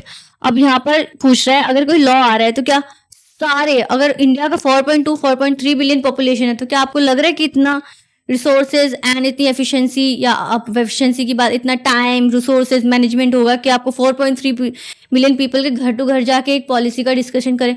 फिर तो लग रहा है 200 सेंचुरीज बीत जाएगी फिर भी एक भी पॉलिसी नहीं बन पाएगी। तो यही बात हो रही है कि जब कोई लॉ बनता है तो क्या उसमें सारे each and every member of Indian society का पार्ट होता है। मैं इसमें इंडियन सोसाइटीज का एग्जाम्पल इसलिए लेके चल रही हूँ क्योंकि इंडियन सोसाइटी ही ऐसा फॉर्म ऑफ डेमोक्रेसी है जहाँ पर आपको सबसे लार्जेस्ट फॉर्म ऑफ डेमोक्रेसी देखने को मिलती है और सबसे प्योरेस्ट फॉर्म ऑफ डेमोक्रेसी देखने को मिलती है relatively between the international politics की बात करें तो।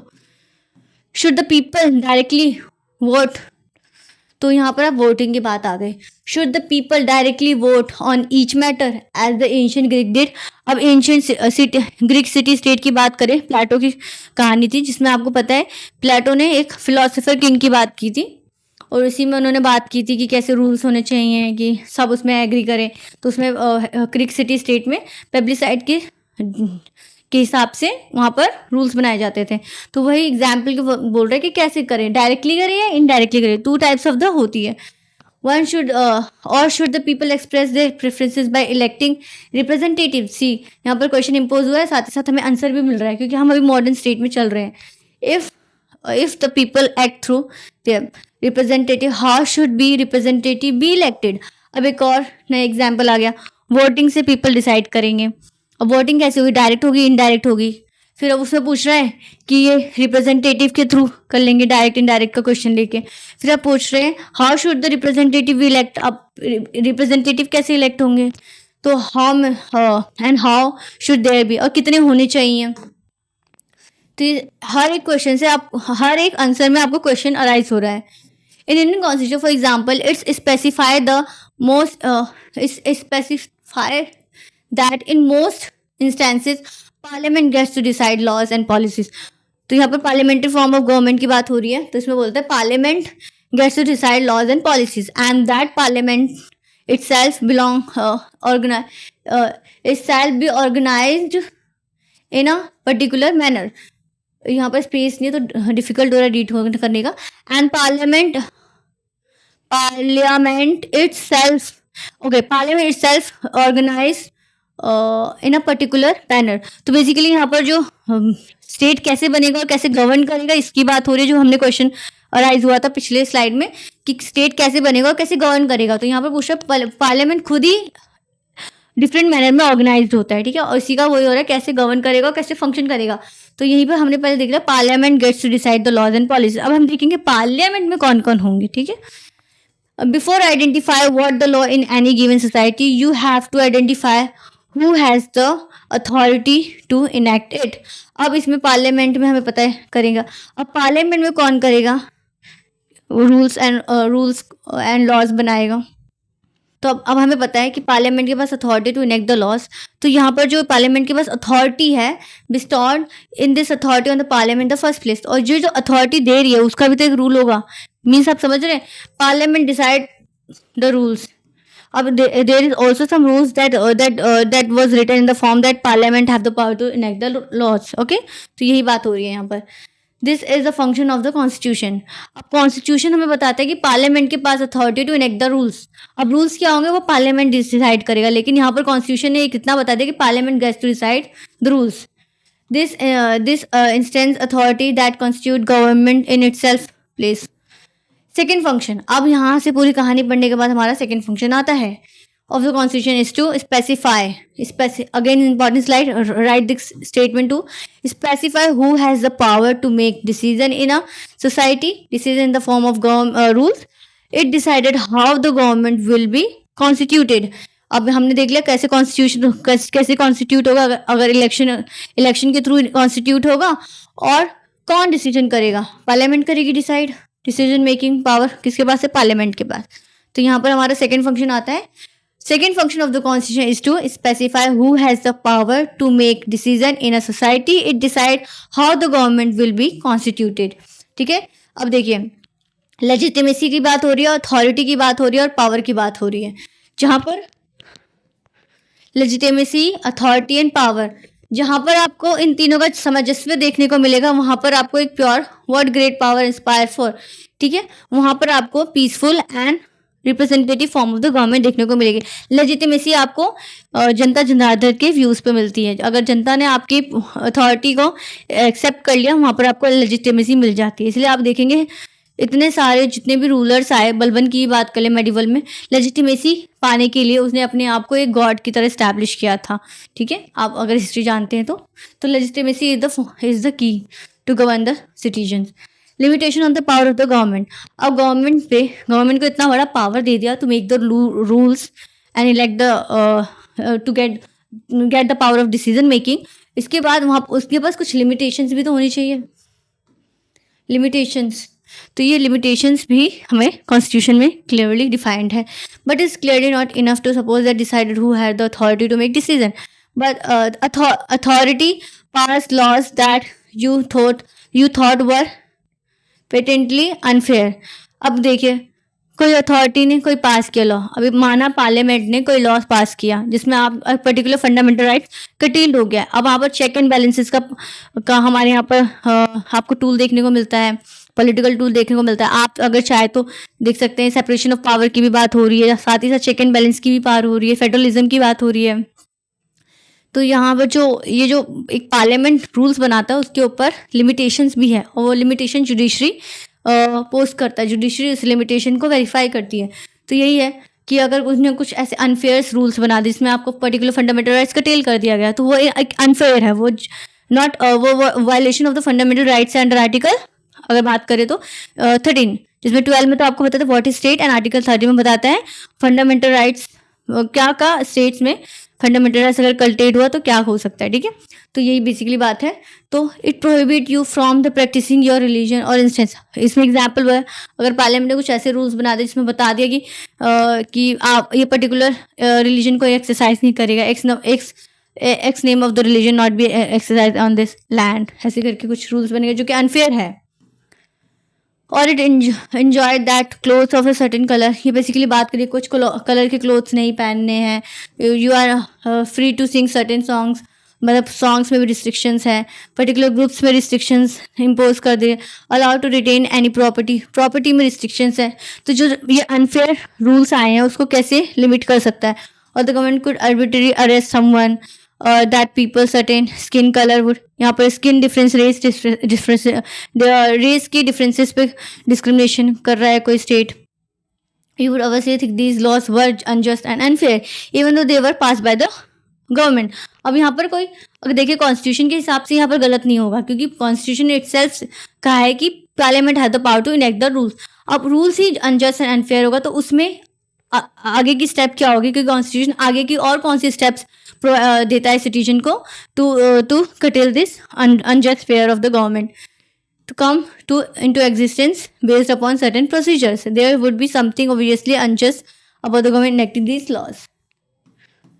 तो यहाँ पर जो अनजस्ट प्रैक्टिस करेंगी पार्लियामेंट, क्योंकि कॉन्स्टिट्यूशन का सेकंड फंक्शन ही बता रहा है कि parliament has the power to make the laws and it has the decision making power. तो यहाँ पर थर्ड फंक्शन बता रहा है हमारा कि so the third function of the constitution is to get some limits on what a government can impose on its citizens. These limits are fundamental in the sense that government never trespass them. Fundamental है, इतना आधारित principal है, इतना आधार based principal है कि इसको government कभी trespass नहीं कर सकती, कभी भी कटील नहीं कर सकती है। ठीक है, तो यहाँ पर अगर बात करें कि जो हमारा डॉक्ट्राइन ऑफ बेसिक डॉक्ट्राइन का कॉन्सेप्ट आया था केशवानंद भारती के इसमें, तो बेसिकली यही बेसिक फंडामेंटल प्रिंसिपल की बात कर रहे हैं ताकि फंडामेंटल राइट्स जो हमारे basic structure of the Indian constitution को वो कटेल ना कर पाए गवर्नमेंट, क्योंकि government have the power to government have the legitimacy, authority and power to do so, but there need be some check and balance and limitation. तो government the constitution also provide limitation of the power of the government. तो ये हमने third function पढ़ा।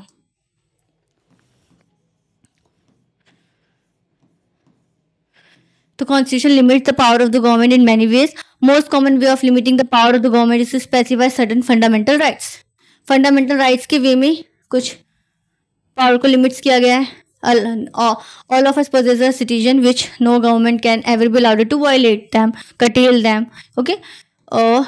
तो exact content and interpretation of these rights varies from constitution to constitution. ठीक है. और जो इसकी एग्जैक्ट कंटेंट एंड डेफिनेशन है वो कॉन्स्टिट्यूशन टू कॉन्स्टिट्यूशन वेरी होती है फंडामेंटल राइट्स की. But most constitution will protect a basic cluster of rights. Fundamental rights different constitution, different country के कॉन्स्टिट्यूशन में डिफरेंट होती है. बट यहाँ पर एक सम ऐसे फंडामेंटल राइट्स में भी सम ऐसे बेसिक राइट्स होते हैं जो हर कॉन्स्टिट्यूशन में आपको प्रेजेंट मिलेगा. ठीक है. Basic cluster of rights. Citizen will be protected from being arrested arbitrarily and for no reason. तो यहाँ पर आपको आर्टिकल 20 एंड 22 का प्रोविजन देखने को मिलता है. और साथ ही साथ 20 एंड 22 कैसे आपका जो आर्टिकल 21 है कैसे आर्टिकल 20 एंड 22 से लिंक्ड है, जिसमें आर्बिट्री अरेस्ट की बात होती है, डिटेंशन की बात होती है, प्रिवेंटिव प्यूनिटिव डिटेंशन की बात की होगी आपने. प्रिवेटिव एंड प्यूनिटिव डिटेंशंस होते हैं. परोल्स एंड फरोल्स की बात जो कि रिसेंटली यूपीएससी के क्वेश्चंस में भी आए हैं. तो कैसे आर्टिकल 21 आर्टिकल 20 एंड 22 से लिंक्ड है. ठीक है. ये भी एक ट्रिनिटी बनाते हैं. तो ये जो ट्रिनिटी की बात करूँ आपको ये आर्टिकल्स तो पक्का पढ़ के ही जाने हैं. These one basic limits upon the power of the government. Citizens will normally have their rights, some basic liberties in the form of liberty to freedom to speech, freedom of concise, freedom to association, freedom of conduct trade and businesses. तो यहाँ पर monopoly की बात नहीं, कुछ कुछ चीज़ों में मोनोपोली हो सकती है क्योंकि यहाँ पर भी रीजनेबल रिस्ट्रिक्शंस की प्रोविजंस है इसमें. During practice, these rights can be limited during times of national emergency. अब नेशनल इमरजेंसी, फाइनेंशियल इमरजेंसी की बात हो रही है और नेशनल इमरजेंसी में इंटरनल एक्सटर्नल इमरजेंसी की बात हो रही है. तो उस समय आपको ये जो इसमें राइट्स की जो आपको ये जो यूज़ किया गया है उसमें भी कुछ लिमिट्स दे सकती है government. And constitution specify the circumstances under which these rights में विड्रॉन. तो emergency, national emergency, financial emergency के समय में आपको आपकी राइट को कटेल किया जा सकता है will constitutionally and legally. But इसमें भी कॉन्स्टिट्यूशन में पूरा प्रोविजन दिया गया है कि कौन कौन से ऐसे सिचुएशन अराइज होंगे जिसमें आपको इमरजेंसी इंपोज कर सकते हैं और इमरजेंसी इंपोज करने के बाद आप कौन कौन से फंडामेंटल राइट्स कटेल कर सकते हैं, वायलेट कर सकते हैं. और अगर वो कॉन्स्टिट्यूशन के स्पिरिट के हिसाब से ना हुआ तो उसको जुडिशरी नलीफाई भी कर सकता है, अल्ट्रा वायर्स डिक्लेयर कर सकता है. Judiciary have the authority to do so, supreme court in the context of this. तो यहाँ पर हमारा बेसिकली हमने 3 फंक्शंस पढ़ लिए. तब फंक्शंस के बाद हमारा सेकंड आता है कि aspiration and goals of the society. अब एस्पिरेशन और गोल्स ऑफ द सोसाइटी में हम आगे पढ़ेंगे कि most all the constitution limited themselves largely to allocating decision making power, setting some limits to the government power. But many 20th century constitution of which the Indian constitution is the finest. 20th century में example also provide an enabling framework of the government to do certain positive things to express the aspiration and goals of the society. अगर aspiration and goals of the society की बात करें, 20th century की बात हो रही है, उसमें इंडियन कॉन्स्टिट्यूशन सबसे फाइनेस्ट है. तो इसी में बात करें government to do certain positive things. तो पॉजिटिव थिंग्स में यहाँ पर वेलफेयरिज्म की बात हो रही है. वेलफेयरिज्म की बात हो रही है, वेलफेयर ऑफ द सिटीजन्स की बात हो रही है, जो हमारे इंडियन सोसाइटी मिक्स इकोनॉमी में बेस्ड है, जिसमें हम कैपिटलिस्ट एंड द सोशलिस्ट दोनों ही मिक्सचर को लेके चलते इकोनॉमी में, जिसमें हम सोशलिस्ट इसलिए लेके चलते हैं क्योंकि हमें वेलफेयरिज्म का भी कॉन्सेप्ट लेके चलना है जो कि हमारे गांधीयन प्रिंसिपल पे बेस्ड है. तो जो आप डीपीएसपी बात करते हैं, आप DPSP directive principle of the state policy, उसमें जो आपका कॉन्सेप्ट लिखता है ना वो वेलफेयरिज्म का कॉन्सेप्ट है. वेलफेयर ऑफ द स्टेट की बात हो रही है. ठीक है. Welfare of the state citizens की बात हो रही है. तो वेलफेयरिज्म का कॉन्सेप्ट है जो कि हमें एक्सप्रेस करता है aspiration and goals of the society. तो डीपीएसपी आपको पता ही होगा कि ये हमारा जस्टिसेबल है, एनफोर्सेबल है कि नहीं. आप बताना कि हमारा कौन सा जस्टिसेबल है या एनफोर्सेबल है या बोथ है. ठीक है. साथ ही साथ आप फंडामेंटल ड्यूटीज भी कमेंट बॉक्स में बताना. तो ये आपको क्वेश्चन दे रही हूँ क्योंकि ये इंपॉर्टेंट हो जाता है.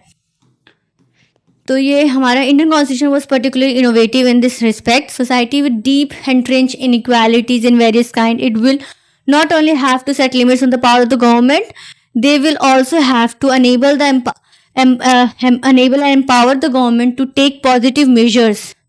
तो यहाँ पर कह रहा है कि कॉन्स्टिट्यूशन गवर्नमेंट को पावर तो देती है, लिमिटेड पावर देती है, साथ ही साथ उनको एनेबल करती है और एम्पावर करती है गवर्नमेंट को to take positive measures. Positive measures क्या हो जाते हैं यहाँ पर, वेलफेयर की बात हो रही है, बेसिकली वेलफेयर की बात हो रही है, यहाँ पर इक्वालिटी की बात हो रही है, मोर प्रिसाइज वे में बोले इक्विटी की बात हो रही है, equal level playing field provide करना है, अपॉर्चुनिटीज प्रोवाइड करनी है, ह्यूमन डेवलपमेंट की बात हो रही है, to overcome forms of inequality और डिप्रीवेशन। और ये जो हमारे ये एग्जाम्पल देखें, जो कि रिजर्वेशन है, बहुत डिबेटेबल कॉन्सेप्ट आजकल चल रहा है 20th सेंचुरी में। तो ये जो हमारा 21st सेंचुरी में, तो जो रिजर्वेशन का कॉन्सेप्ट है, ये एज अ पॉजिटिव मेजर है। ये वेलफेयरिज्म की बात हो रही है, इसमें अफर्मेटिव एक्शन है हमारा, बात करें तो अफर्मेटिव एक्शन है वेलफेयरिज्म। तो यही हमारा needs and aspiration of the Indian society की बात करता है। For example, Indian aspires to be a society that free of caste discrimination. This is our society aspiration. Okay, ये हमारी सोसाइटी का एस्पिरेशन है कि कास्ट डिस्क्रिमिनेशन खत्म हो जाए। The government will have to enable, अब ये हमारी सोसाइटी की एस्पिरेशन है, अब इसको गवर्नमेंट को इस एस्पिरेशन पे वर्क करना पड़ेगा। Government will have to enable empower to take all the necessary steps to achieve this goal. अब इस नेसेसरी स्टेप्स है जो कि हमारा है कि डिस्क्रिमिनेशन को खत्म करें, तो उसके लिए हमें equal level playing field provide करना पड़ेगा कि कास्ट डिस्क्रिमिनेशन को हम कैसे खत्म कर सकते हैं।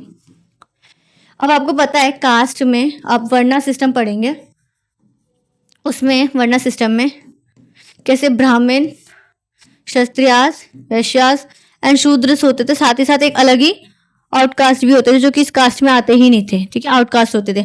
अब इसमें मोबिलिटी बहुत रिस्ट्रिक्टेड होती थी, रिस्ट्रिक्टेड मोबिलिटी होती थी।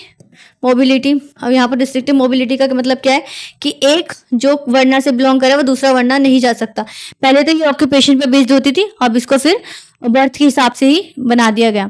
तो ये क्या होता है, ये हमारे सारे बर्थ बेस्ड होते हैं, ये हमारे एस्क्राइब्ड होते हैं, एस्क्राइब राइट्स हमें देते हैं, या एस्क्राइब प्रिविलेजेस होते हैं। और एक हमारा अचीव प्रिविलेजेस, आपको मैंने क्लास 6 में एनसीईआरटी में हम पढ़े थे, जिसमें हम कैसे कहते हैं डिस्क्रिमिनेशन कैसे होती है। तो उसमें मैंने आपको झूठन पढ़ाया था, जिसे जो हमारे वाल्मीकि जी की किताब है, तो उसमें मैंने आपको बताया कि कैसे वाल्मीकि जी ने थ्रू एजुकेशन के थ्रू अपनी जो वर्णा सिस्टम है में जो अपनी मोबिलिटी को खत्म किया, कैसे उनका स्टेटस एंड प्रिविलेज स्टैब्लिश हुआ है सोसाइटी में।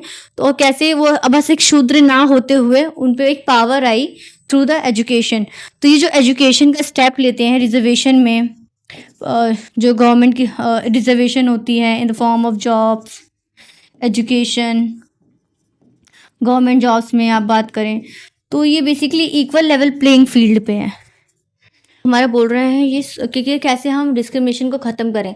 तो ये तो हमारा एक पहले तो फंडामेंटल राइट्स के फॉर्म में भी हमारे यहाँ आता है डिस्क्रिमिनेशन को कैसे ख़त्म करें, अंडर आर्टिकल 17 में। अब प्रिसाइड डिस्क्रिमिनेशन होता है, डिस्क्रिमिनेशन में होता है 15 में भी यही बात की गई है। आपको 16 में मिलेगा प्रोविजन ऑफ रिजर्वेशन की बात मिलेगी आपको इन the form of jobs. Government jobs में कैसे रिजर्वेशन मिलती है SC STs को, OBCs NCLs वालों को, साथ ही अब EWS का जो हमारा रिसेंट अमेंडमेंट्स में ऐड किया गया है।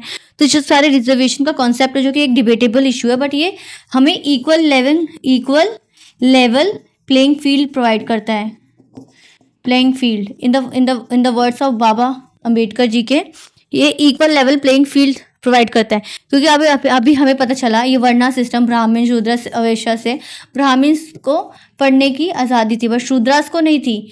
तो ये रिजर्वेशन जो पॉलिसी है जो आई है वो शूद्रास को जो ये कुछ पोस्ट उनको एजुकेशन में उन्हीं के लिए रिजर्व कर दी जाती है। तो ये इसलिए आई कि ये भी उस level equal level playing field में आ सके। अगर ये एक रेस है, आप मान रहे हैं कि player A player B same line से स्टार्ट कर रहे हैं और प्लेयर C आपका यहाँ से स्टार्ट कर रहा है, आपको लग रहा है कि ये यहाँ तक पहुँच पाएगा, इनसे आगे कभी निकल पाएगा।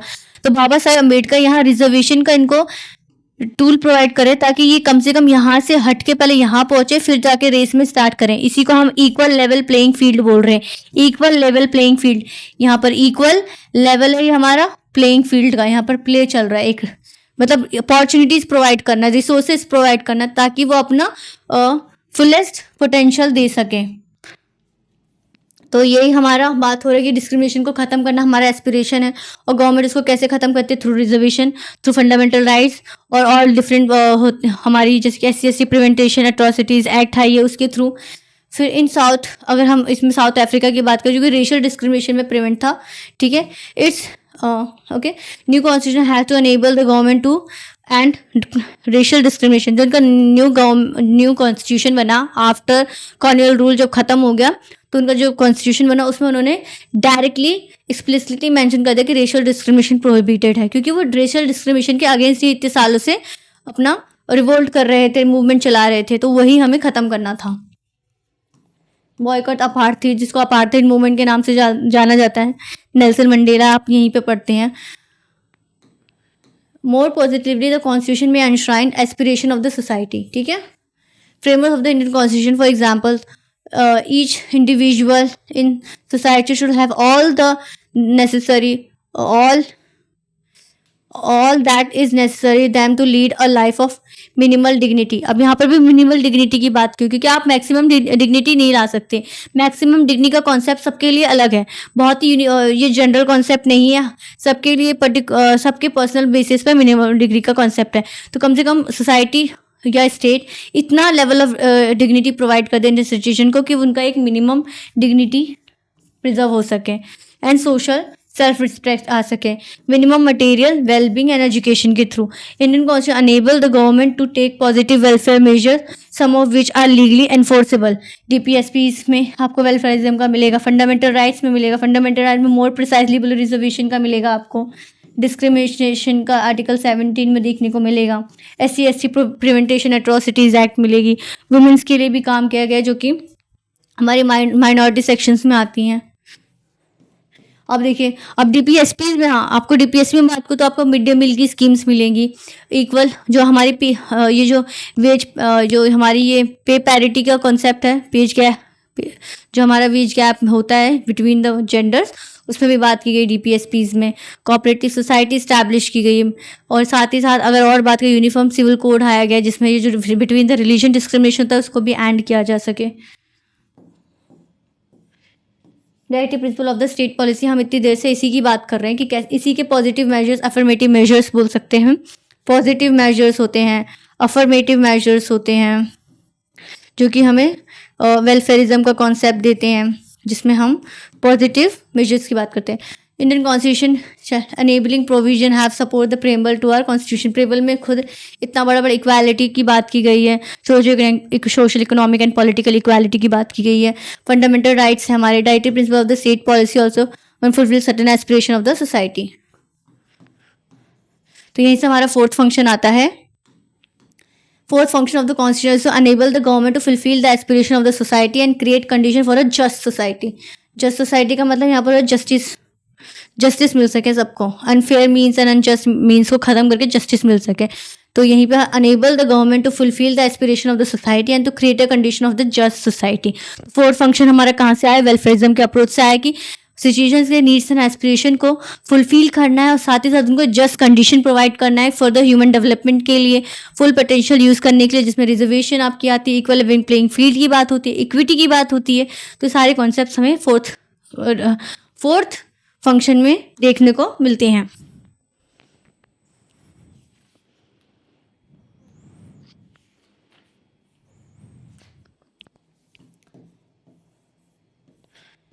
Enabling provision of the constitution. अब हम देखेंगे कि कौन कौन से enabling provision of the constitutions है, पढ़ लेते हैं इसको हम। Constitution are not only the rules and regulation controlling the power of the government, they give power to the government for pursuing collective goods of the society.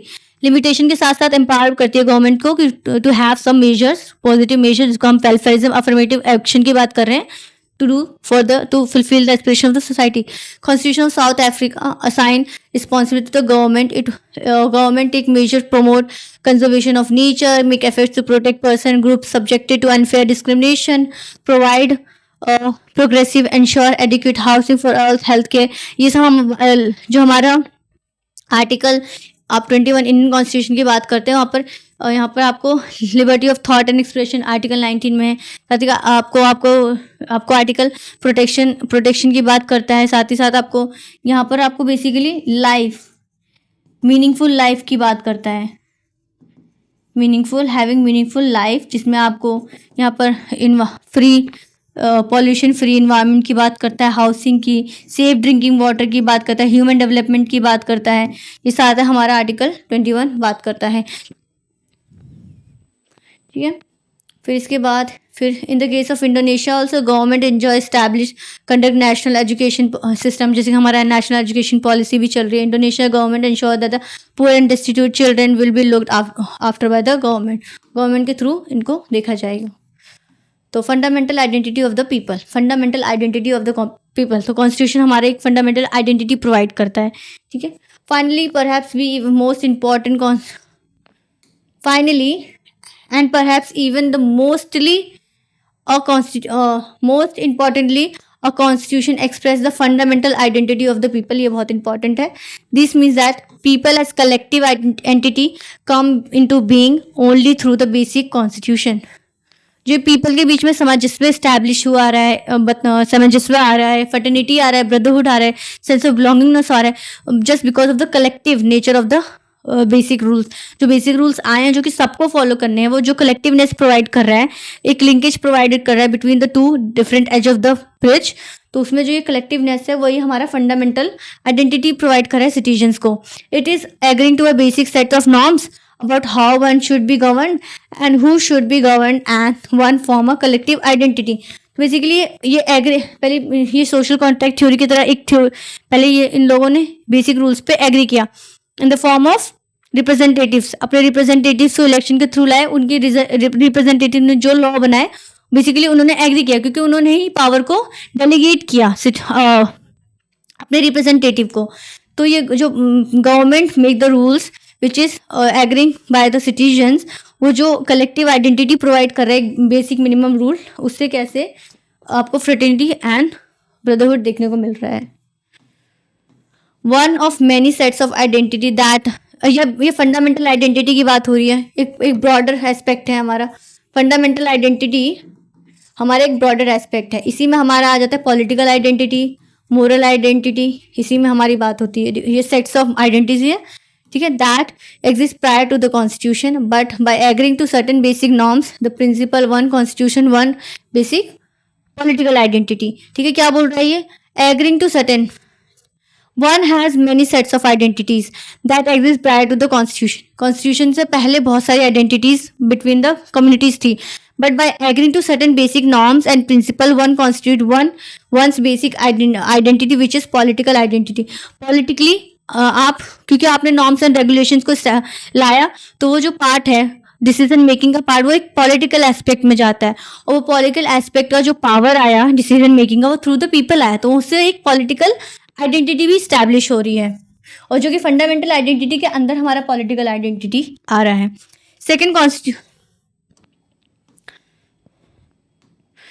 Second, constitutional norms are overreaching framework within which one pursues individuals' aspirations, one pursues individual aspirations, goals and freedoms। ठीक है, तो उसी में political identity की basically बात हुई। आपको जो पॉलिटिकल राइट्स मिल रहे हैं, rights in the form of directive principles of the state policy, right in the form of fundamental duties, right in the form of fundamental rights, जो भी आपको राइट्स मिल रहे हैं वो एक पॉलिटिकल आइडेंटिटी का नेचर आपको प्रोवाइड कर रहा है।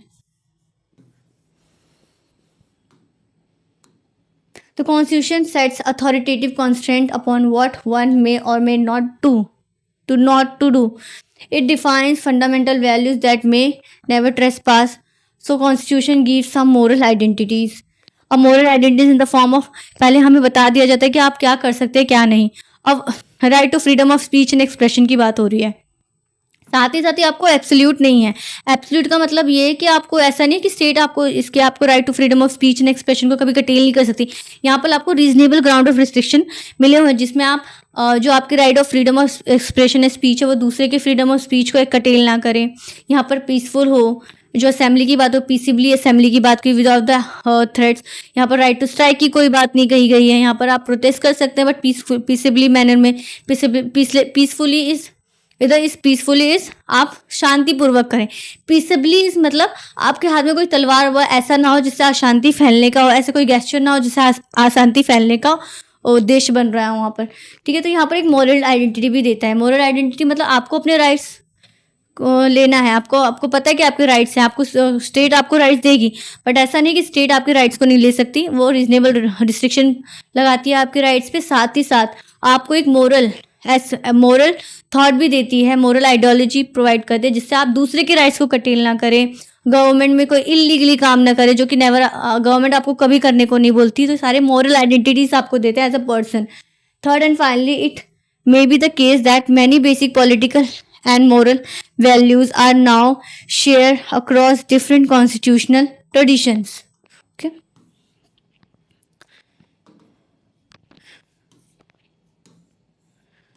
मोरल आइडेंटिटी में आप बेसिकली आपको मोरल आइडेंटिटी में आपको पता चलता है कि राइट एंड रॉन्ग क्या है, और राइट एंड रॉन्ग में आपको पता चलता है, पहले तो आपको प्राइमरी इंस्टीट्यूशन के थ्रू पता चलता है what is right and wrong. Primary institution in the form of family, family आपको बताती है कि क्या सही है क्या गलत है। चोरी करना गलत है, वो प्राइमरी इंस्टीट्यूशन के हिसाब से भी गलत है, साथ ही साथ लीगली भी गलत है, क्योंकि अगर आपने चोरी की तो उसके लिए आपको पनिश किया जाएगा।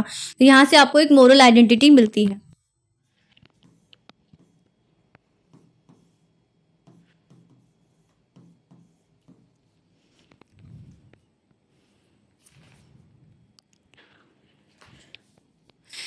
If one looks at constitution around the world, they differently many respect in the form of government they enjoy in many procedure details, but they also share a good deal. Most modern constitutions create a form of government that is democratic in respect. Most claims protect certain basic rights. Democratic government की बात हो रही है modern constitutions में, जिसमें claims to protect certain basic rights की बात हो रही है of the citizen. But constitution are different in the way that they embody concept of national identity. Most nations are national identity की बात हो रही है यहाँ पर। Most nation are amalgamation of complex set of historical tradition. उनके historical tradition के हिसाब से उनके कॉन्स्टिट्यूशंस बनते हैं। कौन से टाइप ऑफ कॉन्स्टिट्यूशन बनेंगे? They weave together to diverse group that reside within the nation in different ways. German identity was constituted by being ethically German. ठीक है, तो ये नेशनल, देखिए यहाँ पर आपकी एक पर्सनल आइडेंटिटी खुद होती है जो कम्युनिटी बेस्ड रिलीजियस आइडेंटिटी होती है। रिलीजन आइडेंटिटी में आपको पता चलता है कि आप एक पर्टिकुलर रिलीजन के हैं। स्टेट आइडेंटिटी में आपको पता चलता है पर्टिकुलर स्टेट के हैं। बट नेशनल आइडेंटिटी में आपका रिलीजन रेस कुछ नहीं आता, आपको बस ये पता चलता है कि आप एक इंडियन सिटीजन हैं। तो यहाँ पर आपको national identity in the international affairs में देखने को मिलती है। The Indian Constitution, on the other hand, does not make ethnic identity as criteria for citizenship. Of citizenship, national identity, you are the citizen of the Indian state, okay? तो जो आप citizen है, citizen आप तब बनेंगे जब आपको बस सिटीजनशिप होगा। और सिटीजनशिप में आपको देखेंगे कि जो आपका सिटीजनशिप का आर्टिकल है, जो आर्टिकल आप देखेंगे 5 से लेके आपको 11 तक मिलेगा सिटीजनशिप का आर्टिकल। तो उसमें आप देखेंगे कि इंडिया ने कोई भी एथनिक आइडेंटिटी की क्राइटेरिया नहीं रखा to gain the citizenship. Ethnic base पे आपका कोई ऐसा क्राइटेरिया नहीं जिससे आप सिटीजनशिप ले सके। Different nation embrace different concept of what the relationship between the different region of the nation and the central government should be. ठीक है, तो यहाँ पर basically United States of America की बात हो रही है। तो इसमें आप पढ़ेंगे destructible union of the destructible state. तो ये जो यूनाइटेड स्टेट्स ऑफ अमेरिका बना है, ये 50 स्टेट्स के फेडरेशन से बना है। तो ये फेडरेशन है, United States of America is a federation, okay, और इंडिया इज अ यूनियन। तो उसमें फेडरेशन और यूनियन में अंतर क्या हो जाता है कि स्टेट्स कभी जो ये अमेरिका का स्टेट, ये destructible state of industrial union जो हमारा है, तो इसमें ये है हमारा जो इंडियन कॉन्स्टिट्यूशन में destructible state of industrial union, मतलब सेंट्रल गवर्नमेंट। इसमें क्या होता है, सेंट्रल गवर्नमेंट कभी डिस्ट्रक्ट नहीं होगी, बस स्टेट आप मॉडिफाई कर सकते हैं अंडर आर्टिकल 3 एंड 4। ठीक है, अंडर आर्टिकल 2, 3 एंड 4 की बात हो रही है। 4 बेसिकली प्रोवाइड द कि आर्टिकल 3 एंड 2 में जो भी अमेंडमेंट्स हुए हैं वो कॉन्स्टिट्यूशन अमेंडमेंट्स नहीं है, ये प्रोविजन है। इंडियन कॉन्स्टिट्यूशन में आप स्टेट के नेम को मॉडिफाई कर सकते हो, उसकी बाउंड्री को मॉडिफाई कर सकते हो, दूसरे की टेरिटरी को ले सकते हैं। ठीक है, but United States of America में ये एग्रीमेंट के बिटवीन हुआ है, स्टेट्स ने एग्री करके यूनियन बनाया है। हमारे यहाँ पर यूनियन पहले से था, उन्होंने स्टेट्स को अपने अंदर लाया है। तो यहाँ पर आपको डिफरेंस देखने को मिलेगा। This relationship constitute the national identity of the country. और नेशनल आइडेंटिटी आपको सिटीजनशिप पे बेस्ड होगी। आप किसी भी स्टेट में जाएंगे आप इंडियन सिटीजन ही कहलाएंगे। आपको कोई नहीं बोलेगा कि आप पंजाबी हैं, आप हरियाणवी हैं, आप बिहारी हैं, उत्तर प्रदेश से हैं, बिहार से हैं, वेस्ट बंगाल से हैं, साउथ तमिलनाडु से हैं, ऐसी बात कोई नहीं करेगा। आप एक नेशनल आइडेंटिटी में आप एक इंडियन सिटीजन है, इसकी आपको देखने को मिलेगा। ठीक है, तो यहीं पर हम अपनी क्लास एंड करते हैं क्योंकि ऑलरेडी 1 घंटे से ज़्यादा हो गया है। अपने नेक्स्ट पार्ट में जो कि हमारा एक ब्रॉडर कॉन्सेप्ट है अथॉरिटी से बेस्ड है सम सब we talk about the topic it is related authority of the constitution. ये हम नेक्स्ट क्लास में करेंगे जो कि हमारा पार्ट 2 होगा। आई होप आपको ये क्लास इंटरेस्टिंग लग रही हो और जो मैं आपको पढ़ा रही हूँ आपको समझ भी आ रहा हो। अगर आपको कुछ क्वेश्चंस और क्वेरीज है तो आप कमेंट बॉक्स में डाल सकते हैं, मैं उसको ज़रूर उसको सॉल्व करने की कोशिश करूँगी सून। So yes, stay tuned for our interesting series of this NCERT. Thank you everyone.